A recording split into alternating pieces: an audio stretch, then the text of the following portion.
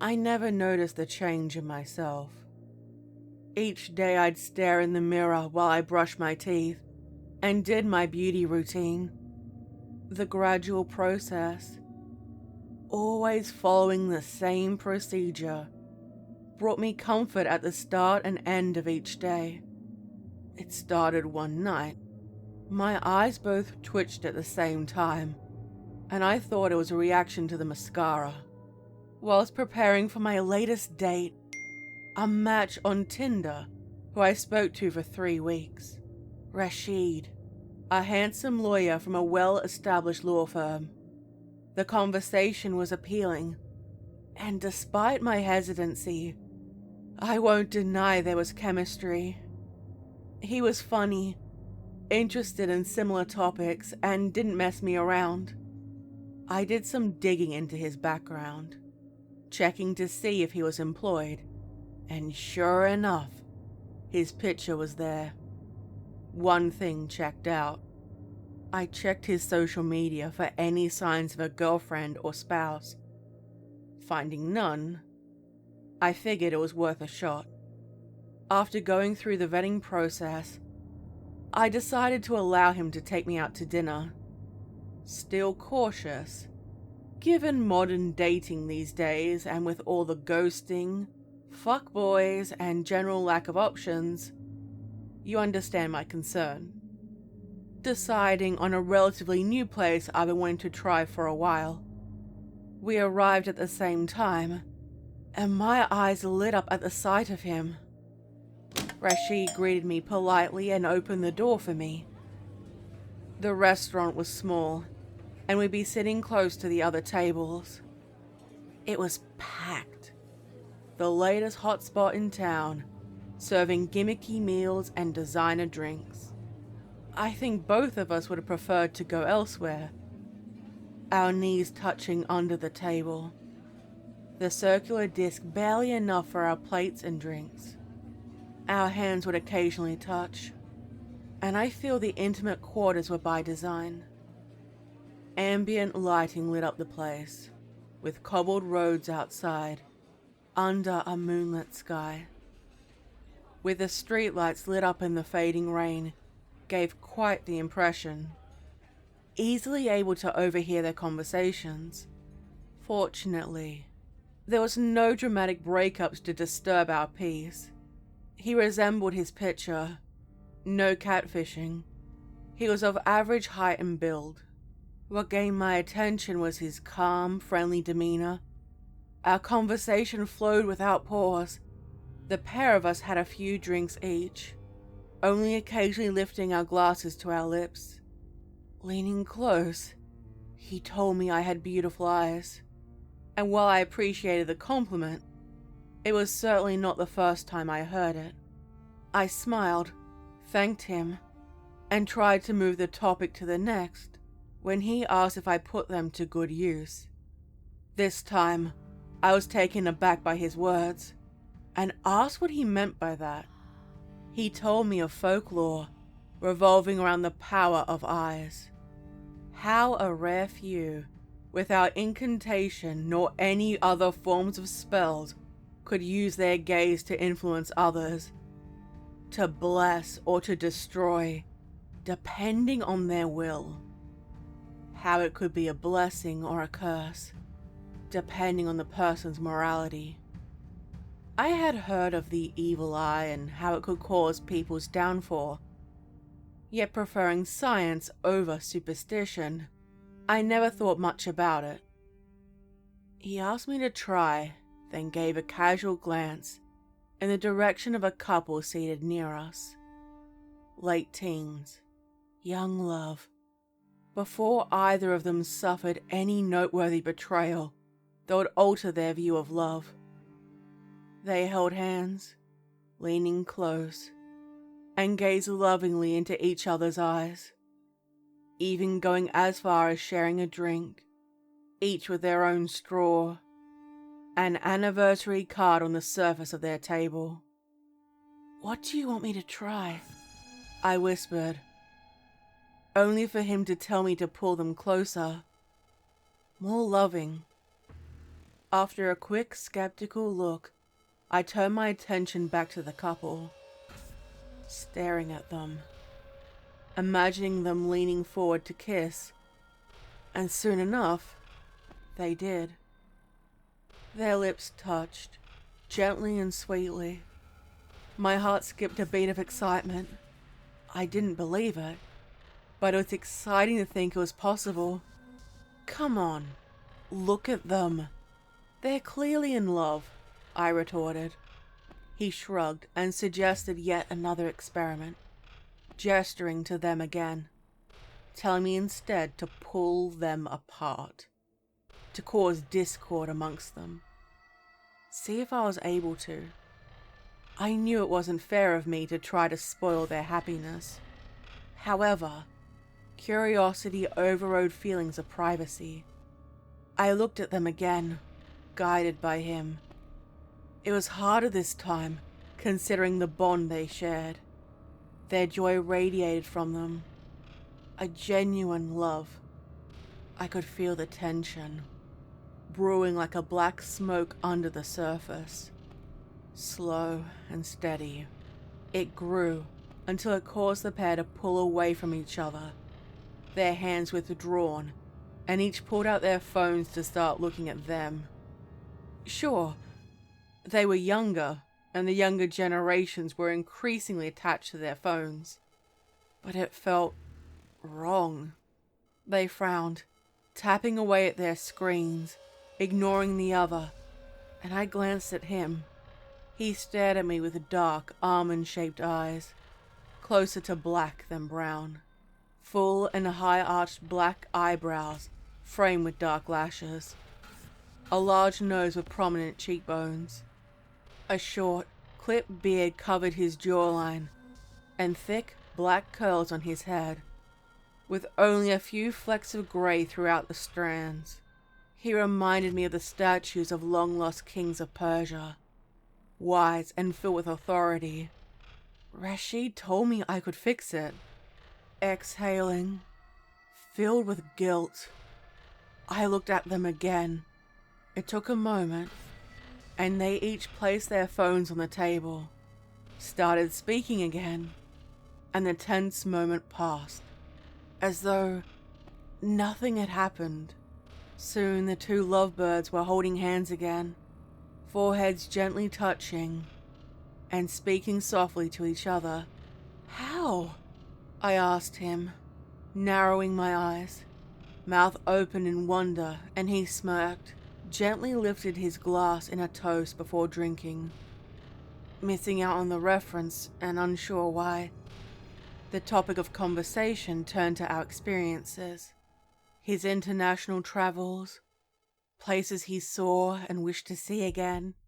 He seemed fascinated by the small town I grew up in.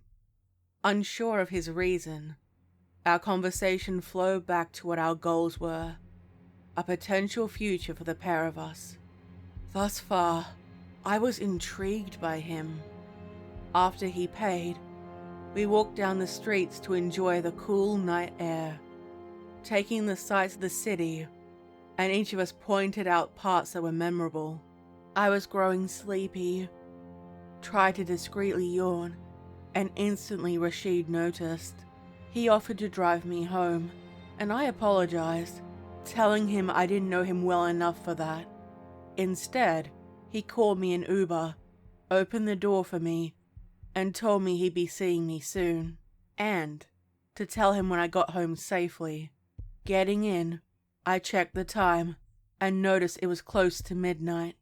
After paying, I got out and went into the parking lot that was deserted, and I kept a quick pace while I opened the front door, walking through the lobby and the elevator, rushing until reaching number 7, my apartment, and unlocked it and entered.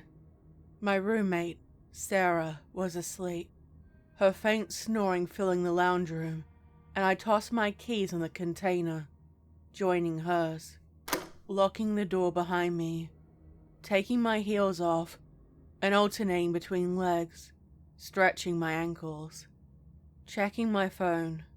First, I texted my friend group chat, telling them I got home safe and it was good.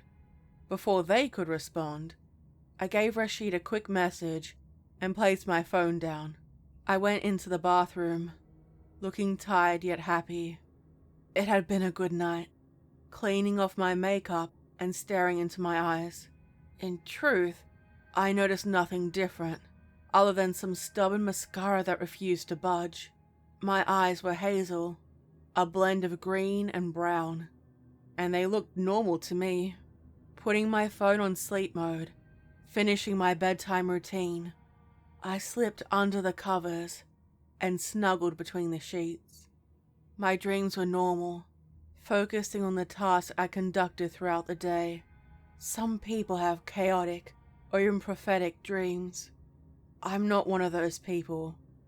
When I woke up, I noticed I had a couple of messages.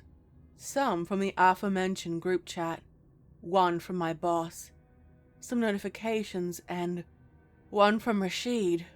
He thanked me for a lovely evening. I told him I had a great time and thanked him. I debated asking to see him again. No, it was too soon. Watching the 3 dots bounce for over a minute, my heart skipped a beat, and guessing Rashid was politely telling me how he wasn't interested in pursuing more.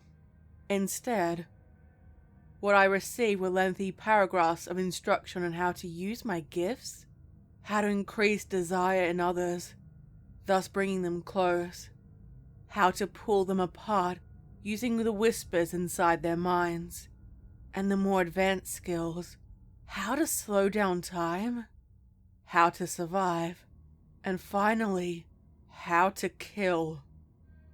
The choice for good or evil was at my discretion, a divine test, as it were, and he would visit me many long years from now to see how I fared. He cautioned me that not everyone would understand these gifts, or would attempt to force me to use them for their own gain, and my detriment. The 3 dots appeared, jumped for a while, and a message appeared. I will see you in 50 years. Staring at the text in disbelief, surely there had to be a better way to reject me than this. And before I had a chance to reply, to tell him this was cruel, I noticed I couldn't send a message. Blocked. I checked Tinder too. The profile was deleted. Trying to find any new messages, resulting in nothing being found. It showed I visited that restaurant, yet there was no proof. The conversations too had disappeared, as though Rashid never existed. I covered my mouth in bewilderment, knowing full well I met with a man last night, and had what I believed was a successful date. I messaged the group chat, telling them what just happened, and asked if this had ever occurred to them. Sure, they had been ghosted in the past or rejected, but a fantasy like this was incredibly far-fetched. They asked for his profile name and I sent it. His gram and Facebook, both were gone. Suddenly I remembered the law firm where he worked, and there too, he was gone. Now there was sudden confusion amongst us. They remembered him, so no one's memory was at fault. It was understandable how social media pages could be deleted or hidden in a short space of time. But to have your employment altered? It was extreme. I debated emailing them to see if he was valid. I tried looking the firm up on the Wayback Machine only to find, again, nothing. Months passed with no issues, and I decided to put the dating sites aside for the time being. My friends and I joked about the stranger who told me I had incredible eyes. It was an entertaining tale to share over drinks, have a laugh, and soon I forgot about it. My car was at the mechanic, and thus I went on public transport. The local bus that blessedly took me from work to only 2 blocks away from my apartment. It is a mixed bag. Sometimes it is a pleasant trip, and other times it is awful. The bus was crowded. Fortunately, I was seated and closed my eyes with the foul aroma of BO right in my face.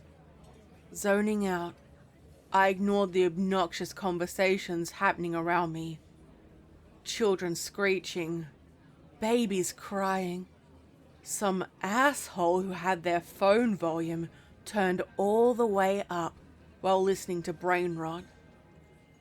And closing my eyes, I wish I prepared better. Some earphones. Staring out the window, attempting to disassociate, I closed my eyes and thought about how nice it would be if it were silent, quiet, peaceful. Leaning with my back on the window and stared out at them. A warm, near golden fuzzy feel surrounding them and luring them into a slumber. The man with the smelly armpits lowered his arm and chin rested on his chest. The sounds around us lowered. The devices flickered. And checking my own, I realized that the battery was being drained. 80%, then 50%, then 10%. An uneasy silence came over the entire bus. Smiling and exhaling, drawling it out, when the bus began to sway from side to side. The scraping sound told me we struck other cars, lifting paint up. Looking at the driver, he was flopped in his seat with his arms dangling. Being the only one alert on a bus that has now gone off-road through a park was terrifying. Holding my arms up and bracing for the inevitable crash. Fortunately, injuries were minimal. The driver woke up, confused and alarmed, unsure what happened. After a quick visit to the hospital for a checkup, I went home. There was a graze, red and purple on my face, just under my eyes, and some bruising from when I hit the bar. I had to keep the injury clean. Staring at my reflection, with the physical reward for using the ability, I noticed a gold speck, a dot on my iris. Leaning close and holding my eyelid apart, my sight wasn't negatively impacted in any way. An optometrist visit would have irritated me, and without serious reason to go, I wouldn't. I cleaned it and dabbed some antiseptic on the bruising, wincing when it stung. I searched the internet, going through YouTube, Reddit, Google, and even the more obscure ones. Had anyone encountered a man like Rashid? I found nothing. Most of what I did find sounded crazy. People believing they could stare at someone and stop their heart beating, or they would take control of their minds to force them to do something against their will. If I hadn't have experienced it, staring at my screen, it brought only questions and no answers. Idly, I reached out to pick up a piece of chocolate, my favorite snack, and place it in my mouth. It tasted bland. Days passed with nothing eventful occurring. I walked down into the lobby to pick up my mail when I noticed a trio of women standing in front of my mailbox. They were deeply engrossed by their conversation, leaving no room for me to speak, standing to one side and waiting for an opportune moment to excuse myself. "Excuse me. Sorry, I need to get to my mailbox." The trio looked at me like dirt under their shoe. A turned up top lip and a raised eyebrow of pure irritation. None of them moved. With a smug smirk, one turned back to continue their conversation, and the other two joined in after a disrespectful giggle. "Excuse me," I insisted. "I need to get to my mailbox. Please move." The leader, in the center, glared at me in agitation. Again, without thinking, I used Rashid's teaching, imagining a smoky shadow circling around them, growing thick and moving inside their bodies. I imagined conflict between them, hidden and repressed jealousy of one of them flirting with their boyfriends in high school, all without being resolved. Suddenly she turned on one of her friends, grasping her hair and smacking the back of her head against the mailboxes. The loud thump struck, filling the large marble room and echoing throughout the building. A few other residents stared with their mouths ajar, this being the most dramatic event to ever occur at the apartment block, her friend attempting to pull her off during her flurry of anger. A fresh blood stain with stray pieces of hair dribbled down right over my locker.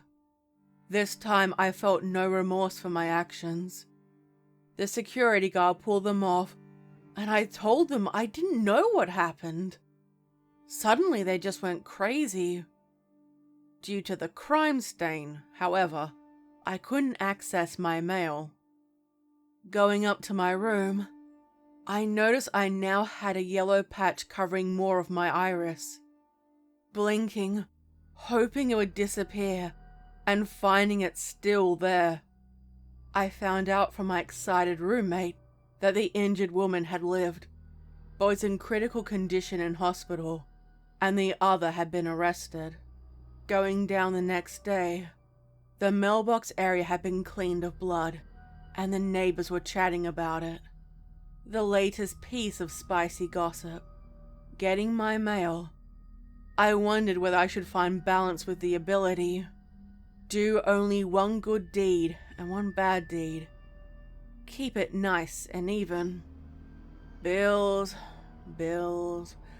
and a few more bills, until I found a white envelope with my name, Sophia, written in black cursive. I've never seen such beautiful handwriting. Opening it, a letter was inside, 3 pages. It was signed, Rashid.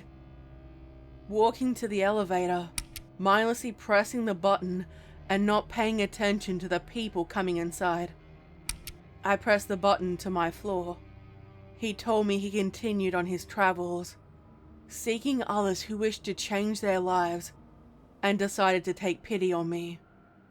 Feeling bad for leaving me in the dark without a true explanation, Rashid guided me, telling me to avoid having roommates, and set about protecting my living space.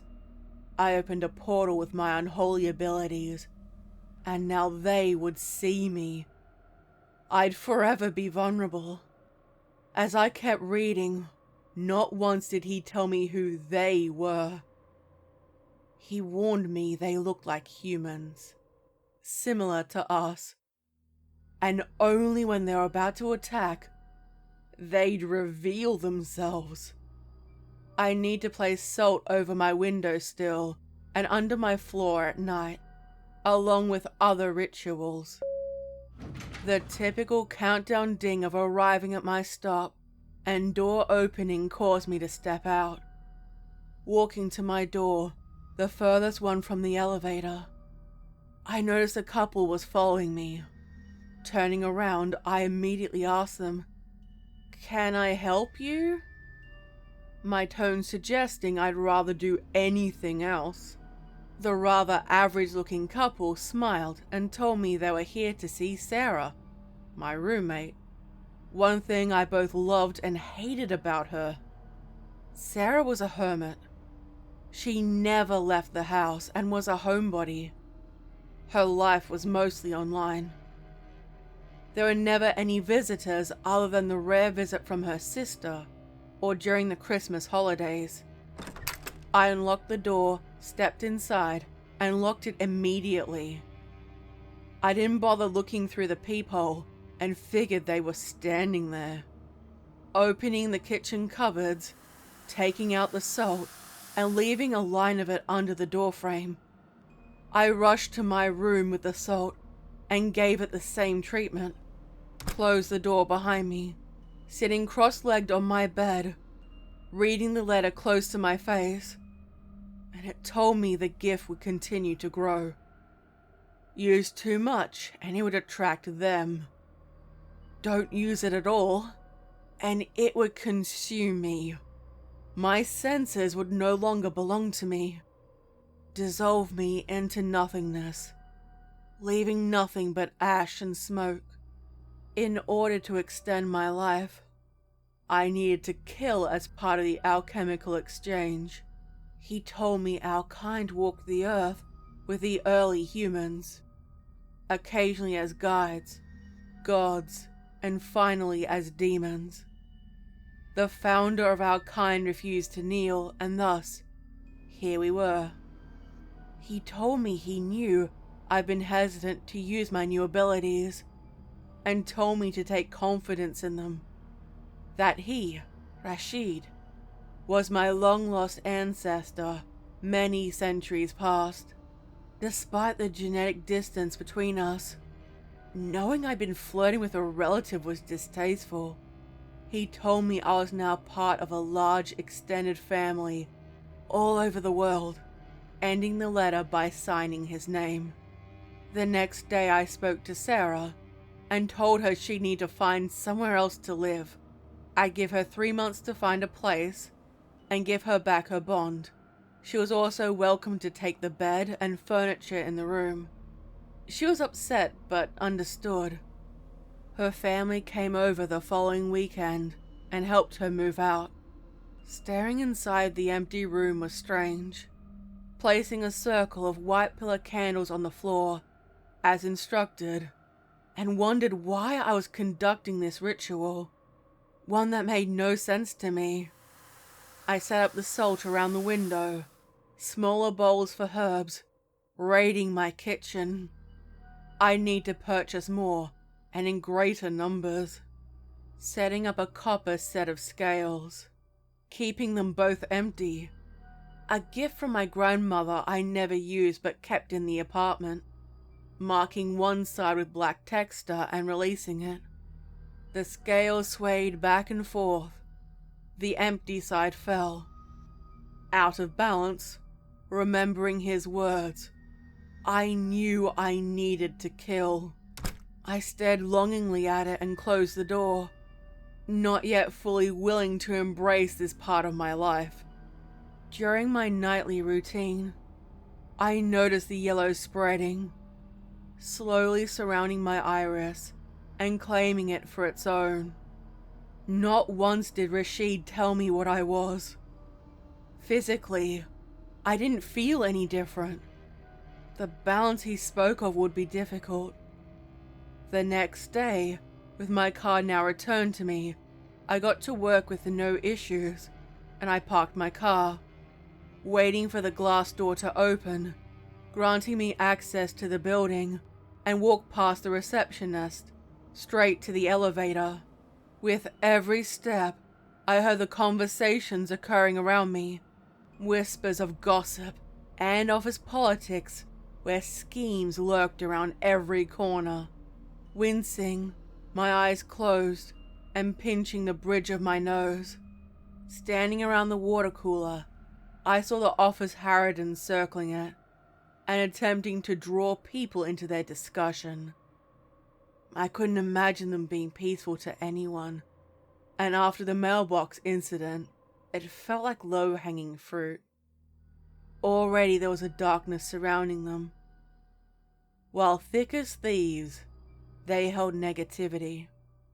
A foul taste filled my mouth, and instead I moved my gaze elsewhere.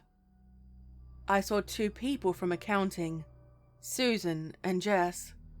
I didn't know either of them well, yet their attraction for each other was an unkept office secret. They stood, talking, awkward giggles, and always insisting they were just friends. Perhaps one good deed for the day was necessary? Staring at them, surrounding them with an equally warm glow, circling them. They moved closer to each other, the encouragement granting just enough courage to take the first step. It was up to them now. Moving to my desk, sitting down, and turning on my computer to sign into the work software. logging into my calendar and finding nothing but pointless meetings that could have been emails. Starting the daily grind, tapping on the keys, and setting things up for the day. Occasionally I saw Rashid. Just a flash out of the corner of my eye, or a glimpse in the crowd. Never in the same place twice. Was he watching over me? The meeting was dull. My imagination claimed me, taking me to a time beyond, and therefore my focus wasn't on the dreary meeting. Like bored school children, we left and went back to our respective desks, sitting down and feeling drained. Thus far, I'd influenced a couple or group of people. Perhaps a single person would be interesting. Wanting to test my theory, I saw Trev, who had been publicly ripped into by my boss for a simple mistake to make. He was frowning, not speaking to anyone, and roughly shuffling his folders, trying to find a file that no longer mattered.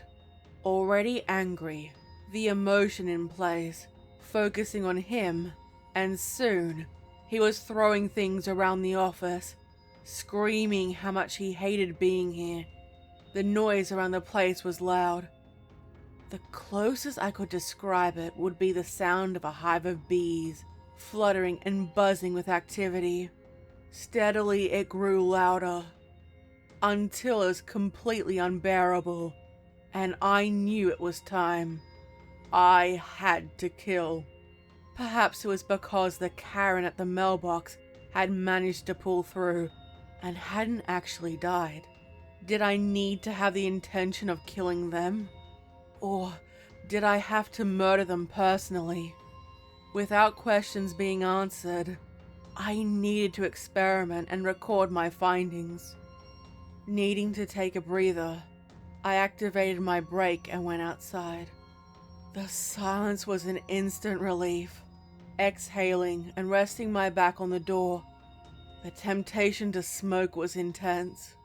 Luckily, I quit many long years ago, but if I was offered one, a figure offered one to me. But first, a clean-shaven man in office attire, and gratefully I accepted. Since my workplace didn't support their workers, frequent changes in staff were the norm. With a grateful smile, I took one and placed it between my lips as he held a lighter, letting me light up. Thanks, I inhaled, feeling a strange jolt throughout my body, and stared at the cigarette. Curious. It felt different. Can't say I've seen you here before. What department are you in? He gave me a lopsided, too wide smile, and I noticed his eyes were a bright yellow. Coughing, my hand around my throat as I gasped for air, dropping the cigarette on the pavement and backing up toward the door, all in the hopes of finding safety. I felt that same force around me, the shadows and smoke. My fingers tore at my throat, and I knew he was the source. I'd have to fear my own kind. Our eyes met, eyes locked on each other, feeling a burning spreading from my fingertips up my arms, and I didn't pull away. I imagined pain. All the agony returned to him, surrounding him. A blend of warmth and darkness, fire and smoke. I imagined pressure, intensely twisting and pulling, trying to grasp for any weakness. He was well guarded, experienced, and without concern. A single chip in his armor, so to speak, allowing me to pierce him, and I acted quickly to attack. His body twisted abnormally. His hands gripped his skull, with fingers spread wide and piercing inside, tearing himself in two. Onlookers called the police, and two tried to stop him, desperately trying to pry his hand off him. He fell backward, and I was sure I had assistance. How? I don't know. Like a heavy ocean wave, the feeling washed away and leaving my senses cleansed of pain. His fingertips had pried into his skull, crushing and damaging his brain. It didn't matter how many people tried to pry his hands off. They curled inside and yanked as hard as he could, tearing his skull apart, causing the screams from those around me and leaving a still twitching corpse on the ground. Suddenly it went limp, and a slow, echoing breath escaped his body. The dreams of his death kept haunting me.